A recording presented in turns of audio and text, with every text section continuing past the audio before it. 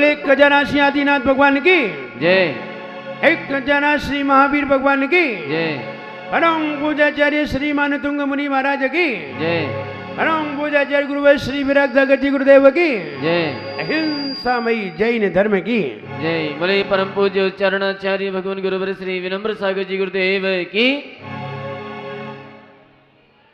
भक्तामैर प्रणत मौली मणि प्रभानामुद्योतकं दलित पापतमो वितानं सम्यक् प्रणम्य जिनपादयुगं युवादावलं वनं भवजने पततां जनानां यशंस्तुता सकलवाङ्मय बुद्धिपटुभिः सुरलोकनाथैः स्तोत्रैर्जगत्त्रितयचित्तहरैः रुदारैः स्तुषेः किलाहमपि तं प्रथमं जिनेन्द्र। बुद्ध्या विनापि विबुधार्चितपादपीठस्तोतुं समुद्यतमतिर्विगतत्रपोऽहम् बलं विहाय जलसंस्थितमिन्दुबिम्ब मन्यः क इच्छति जनाः सहसा गृही। 10वां छंद है। 6वां छंद सबको याद है भक्तामर का? कितने लोगों को याद है? हाथ ऊंचा करिए। 6वां छंद बुद्धि बढ़ाने वाला। हाँ सुनाइए, बहनों में सुना रहे हैं। यतो किला किल मधौ मधुरं विरौति तचामृचारु कलिका निकरैक हेतु। बहुत अच्छे, बिल्कुल सही सुनाया। 8 नंबर छंद। 8 नंबर मत्वेतिनाथ। पुरुषों में ये पुरुष लोग पढ़ते नहीं। हाँ अजित कुमार जी सुना रहे हैं। हमने कहा जब फ्री बैठे हो दुकान पे तब पढ़ा करो। नमस्ते गुरुदेव। नमस्ते गुरुदेव।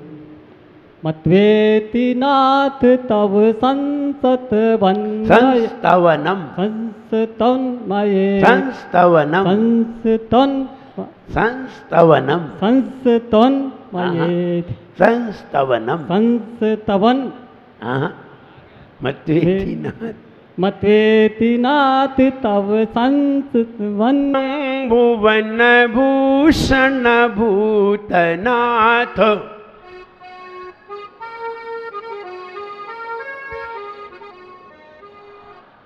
नात्याद्भुतं भुवन भूषण भूतनाथ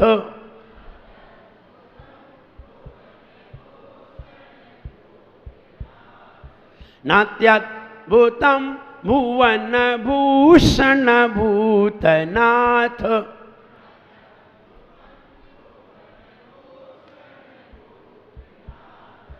भूतैर्गुणैर्भुवि भवन्तमविष्टुवन्तः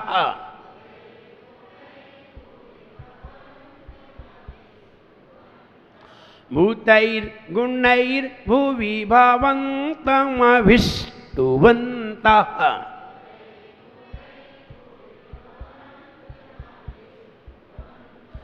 तुल्या भवन्ति भवतो ननु तेन किं वा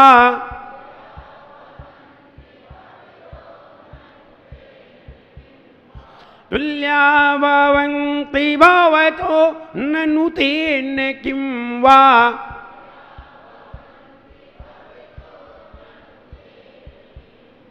भूत्याश्रितं य इह नात्मसमं करोति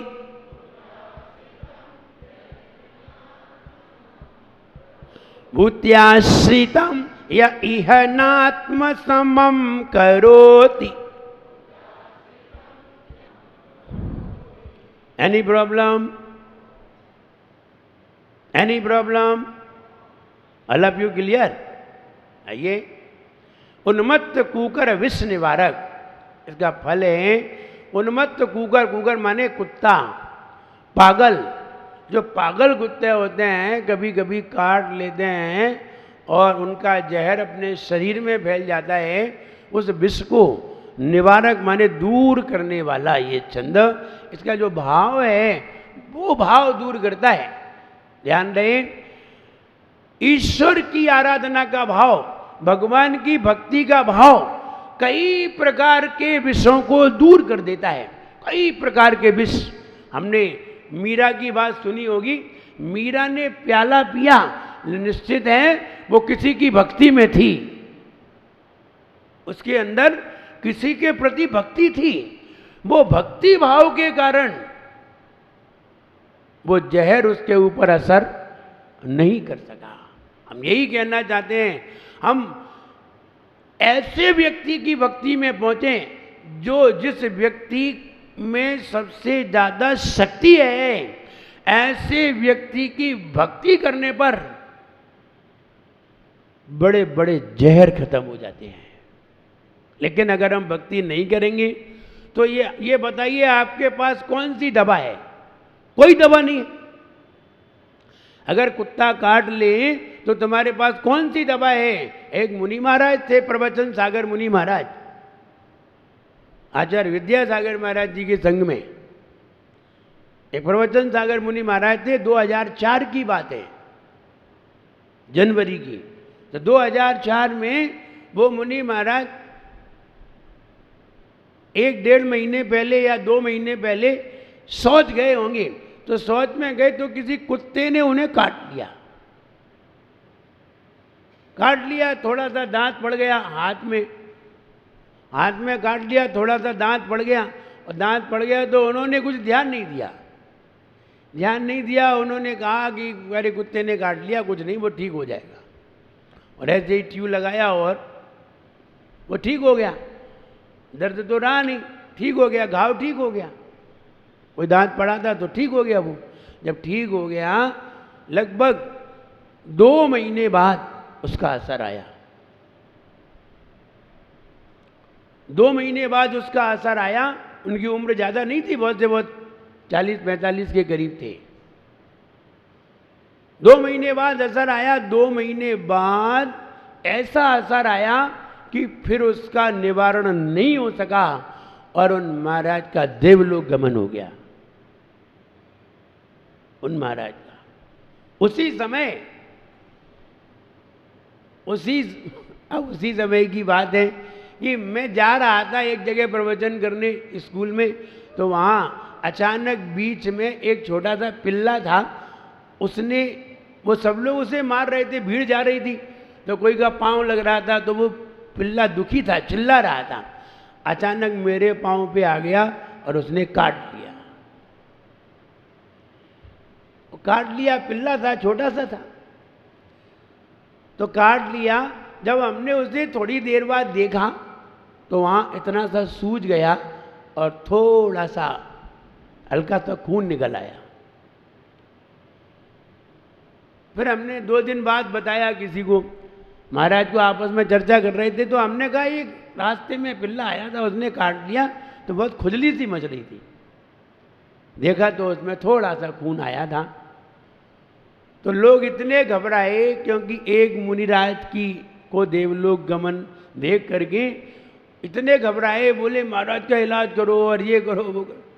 तो हमने कहा क्या होगा, कुछ नहीं होगा। फिर भी आचार्य विद्यासागर महाराज, आचार्य विराग सागर महाराज, यानी जिनको पता चला उन्होंने दवाई भेजी।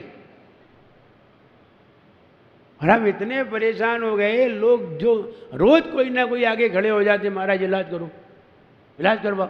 क्या है इलाज करवाएं, जड़वाएं, क्या करवाएं। तो फिर भी बहुत सारे लोग अपनी अपनी दवाई लेके आते।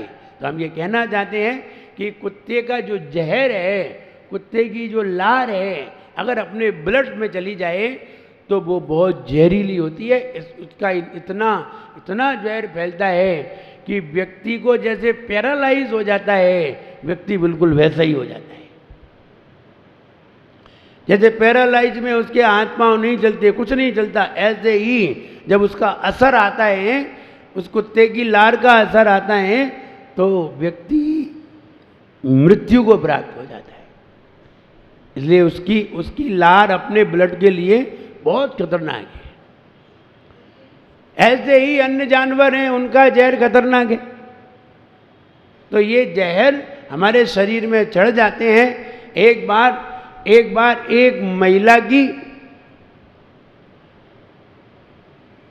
महिला की मृत्यु हुई, और जब पोस्टमार्टम किया गया तो पोस्टमार्टम में पाया गया इस महिला के अंदर कुत्ते का जहर है। देखिए, महिला के अंदर कुत्ते का जहर है। मृत्यु हुई तो उससे पूछा गया, उसके पति से पूछा गया, आप ये बताइए आपकी पत्नी को कभी किसी कुत्ते ने तो नहीं काटा? बोले नहीं, कभी नहीं काटा। फिर कुत्ते के जहर से मृत्यु कैसे हुई? एक प्रसंग था। तो जब बहुत खोज की गई, देखिए खोज क्या निकली वो देखिए। जब बहुत खोज की गई तो पाया गया कि उसकी पत्नी ने उसके पति के पेंट की जो मोहरी है नीचे, उसकी तुरपन खुल गई थी। उसकी तुरपन खुलने के कारण उसने सुई से उसकी तुरपन सी, लेकिन जो उसमें जो धागा था, उसके पति को कुत्ते ने काटा था, लेकिन कुत्ता काट नहीं पाया, पेंट पकड़ लिया था उसका। पेंट में उसकी लार लग गई थी, और उसने जब धागा डाला तो मुंह में ऐसा करते हैं, फिर सुई में डालते हैं। तो उसने वो धागा मुंह में डाल करके और उसे सुई में पिरोया था, और वो धागे की लार उसके मुंह में चली गई। उससे उसकी मृत्यु हुई। तो कहने का मतलब है, कुत्ते की जरा सी भी लार उसमें चली जाए, वो धागा में कुत्ते की लार लगी हुई थी, और उसने पेंट की तुरपन की, तो उसने जैसे ही पोया मुंह से, तो वो धागे में जो लार थी कुत्ते की उसके मुंह में आ गई। ऐसे उसकी मृत्यु हुई। जब उसको ये पढ़ा तो हमने कहा देखो कैसे कैसे मृत्यु हो सकती है। तब ये जानकारी हुई कि धागा भी अगर हम अपने मुंह में डालें तो वो भी हमें सोच लेना चाहिए कि डालें कि नहीं डालें। ये बात वहाँ समझ में आई थी। तो उन्मत्त कूकर विष निवारक, जो कुत्ते का जो विष है, इसका निवारण करने वाला ये छंद है। आइए इसकी जाप देखते हैं। ओम ह्रीम ह्रम नमो स्वयं बुद्धनम। ओम ह्रीम ह्रम नमो स्वयं बुद्धनम। वे मुनि महाराज जो स्वयं बुद्ध होते हैं, इन्हें किसी के उपदेश की जरूरत नहीं पड़ती। किसी निमित्त को देख करके जिनके अंदर वैराग्य हो जाता है, वे मुनि महाराज जिन्हें किसी के उपदेश की जरूरत नहीं पड़ती है। यानी किसी ने इनसे कहा नहीं कि तुम मुनि बनो।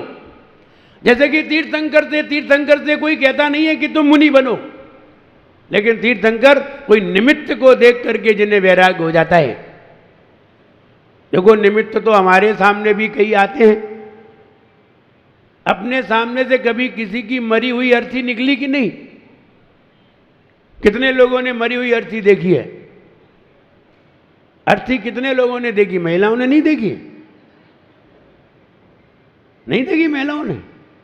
ऐसा तो कोई हो ही नहीं सकता जिसने देखी नहीं हो। मरी हुई अर्थी, अरे अभी माता जी तो निकली थी,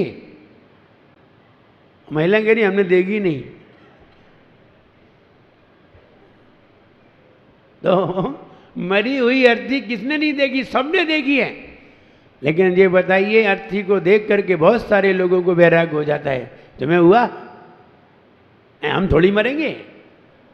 तुमने क्या सोचा कि हम तो मरेंगे ही नहीं, ये मर गई। अपन को थोड़ी मरना है, अपन को तो आजन्म में यहां जिंदा ही रहना है। सोचा ही नहीं कि मरण मेरा भी होगा। बस जो सोचते हैं वैराग्य उन्हें ही होता है। तो इसमें ये बताया है कि ऐसे मुनि जो किसी का उपदेश नहीं सुनते, हमने कहा नहीं कि तुम वैराग्य धारण करो, देख के ही वैराग्य हो जाता है। देख करके ही वैराग्य हो जाता है। जब आचार्य श्री से पूछा गया, आप ये बताइए, आपने 17 साल की उम्र में क्षुल्लक दीक्षा ग्रहण कर ली थी, 20 साल की उम्र में आपने मुनि दीक्षा ग्रहण कर ली थी, 28 साल की उम्र में आप आचार्य बन गए थे। आप ये बताइए 17 साल की उम्र में आपको कैसे वैराग्य हुआ? 17 साल की उम्र में क्षुल्लक दीक्षा, आचार्य श्री की 17 साल की उम्र में क्षुल्लक दीक्षा हुई। तो लोगों ने पूछा आपको वैराग्य कैसे हुआ? तो आचार्य श्री ने एक उदाहरण बताया। मेरे घर के सामने एक व्यक्ति रहा करते थे, उनकी शादी हुई।